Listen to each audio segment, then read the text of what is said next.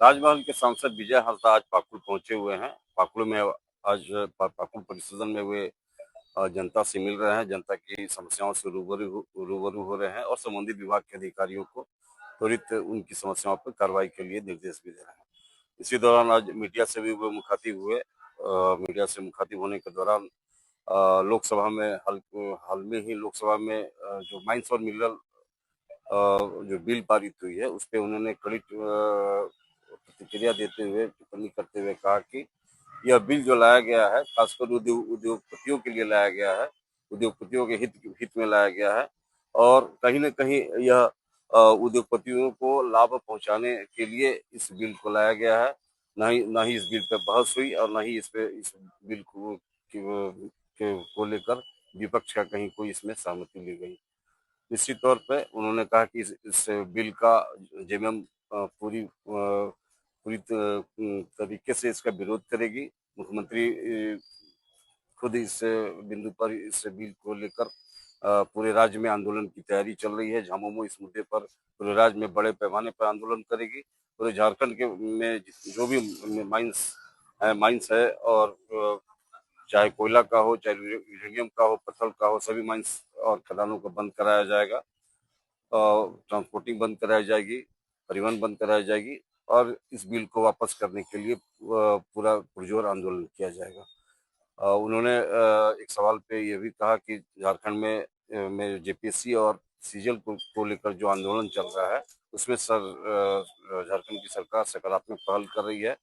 छात्रों से वार्ता कर रही है और कहीं न कहीं बहुत जल्द इस उनके समस्याओं का निराकरण कुछ हल निकाल लिया जाएगा। एक सवाल में उन्होंने पाकुड़ की सड़कों की स्थिति के बारे में कहा कि वे इस विषय पे गंभीर हैं और बहुत जल्द पाकुड़ की नई कई सड़कें की स्वीकृति मिली है, जो बहुत ये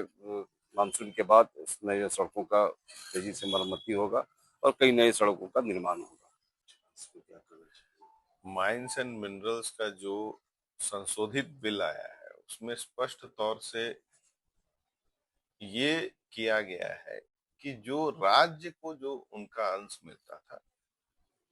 वो अब राज्य को नहीं जाएगा, कंप्लीट जो है आपका केंद्र को जाएगा।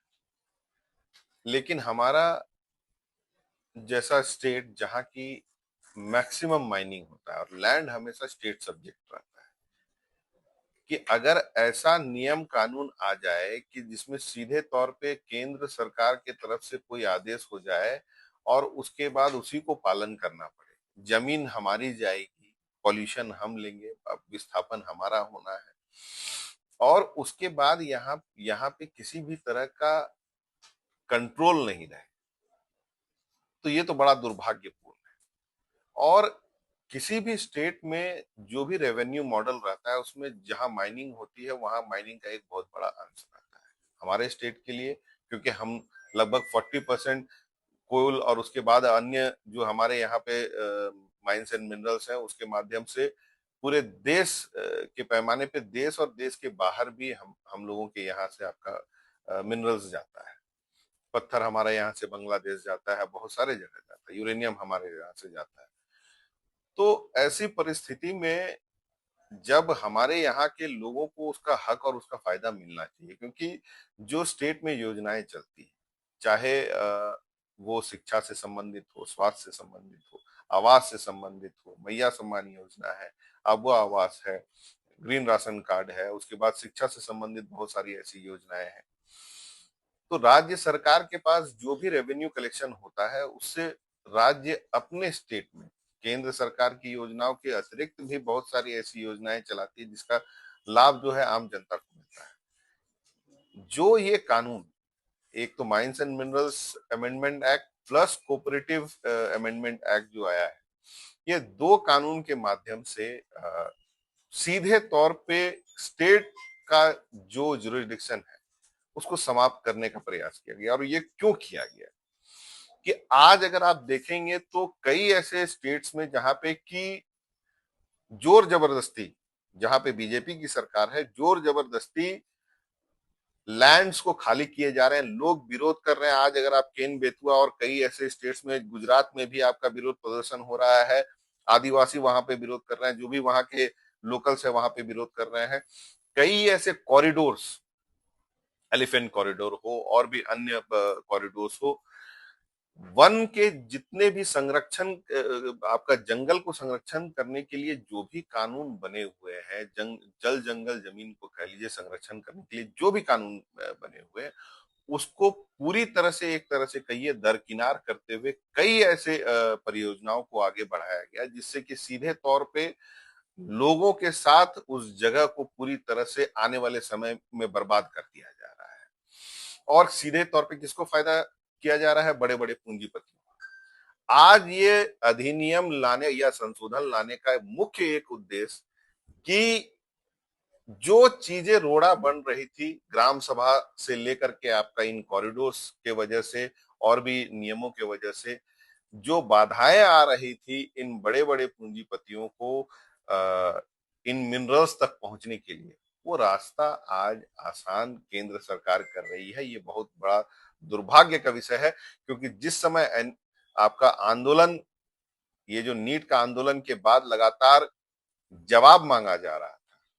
ये लोग बोल रहे हैं कि हम विपक्ष जो है जवाब आपका जाकर के डिस्कशन से मुंह फेर रही थी। आखिरी दिन में आपके प्रधानमंत्री और सारे मंत्री पहुंच करके सिर्फ वंदे मातरम का गीत समाप्त होने के बाद साइने डाई हो गया और जवाब देने के लिए उनके पास एक शब्द नहीं था, और वो बोल रहे हैं विपक्ष को कि भाई हम जो है बात करने के लिए तैयार नहीं थे। आज जिस तरह से इन्होंने लाठी डंडा और गोली बरसाई है बच्चों पे, पूरा देश ये देख चुका है कि ये किसी भी तरह से एक ऐसे सरकार की सोच नहीं हो सकती है जो जनता के लिए काम कर रही है। जेएमएम का क्या स्टैंड होगा सर इस मुद्दे पे? माननीय हमारे हेमंत सोरेन जी ने बहुत ही जल्दी, क्योंकि जैसे ही इस अधिनियम को आपका जा करके लोकसभा और राज्यसभा में पारित किया गया एक दिन के बाद, 12 और 13 को, उसके बाद उन्होंने तत्काल मीटिंग बुलाई सारे हमारे नेताओं की और हमारे जितने भी अपने जिला के जो भी प्रतिनिधिगण है प्लस वहां के जो भी कार्यकर्ता है, जिला अध्यक्ष हैं, कि इस एक्ट के तहत जो नुकसान हमारा होने वाला है उसको काउंटर करने के लिए हमें तो बिल्कुल लड़ना होगा। क्योंकि झारखंड अलग इसीलिए हुआ कि जिस समय यूनिफाइड बिहार था, तो अभी जो झारखंड का जो क्षेत्र है, यहाँ से आपका उत्खनन होकर के उसका सारा रेवेन्यू जो है अभी के बिहार में जो है खर्च हो जाता था। लोगों को उसका दर्द हुआ, लोग अलग राज्य की मांग करने लगे, अपने हक अधिकार के लिए मांग करने। आज इतना बड़ा हक अधिकार अगर हमारे हाथ से छीन करके केंद्र सरकार उन बड़े पूंजीपतियों को देना चाह रही है, क्योंकि कर्ज माफी तो आज के बीजेपी सरकार, केंद्र बीजेपी सरकार में सिर्फ पूंजीपतियों का हुआ है। कृषि कानून जिस तरह से वापस लेना पड़ा, लोग और किसान जब मैदान पे उतर गए, उसी तरह से जिस तरह से हमारे हेमंत सोरेन जी ने आह्वान की है, एक एक गांव से लोग उतरेंगे, क्योंकि जहां पे जल जंगल जमीन की लड़ाई आती है वहां पे हम लोग मुखर रूप से आगे हैं। और ये निश्चित आप समझ लीजिए कि ये भी कानून केंद्र सरकार को वापस लेना होगा। झारखंड के छात्र आज खासकर जेपीएससी और सीजीएल परीक्षाओं में भुगतान के लेकर आज करीब 15 से 20 जुलाई दिन से सड़क पर बैठे हुए हैं। क्यों नहीं सरकार इस मामले पर सकारात्मक पहल कर रही है? मुझे लगता है कि सरकार की सकारात्मक पहल ही है कि आपका जाकर के वार्ता, कई राउंड ऑफ वार्ता भी हुए हैं, प्रशासन के तरफ से भी कई आपका पदाधिकारी लगातार जाकर के वहां पे हर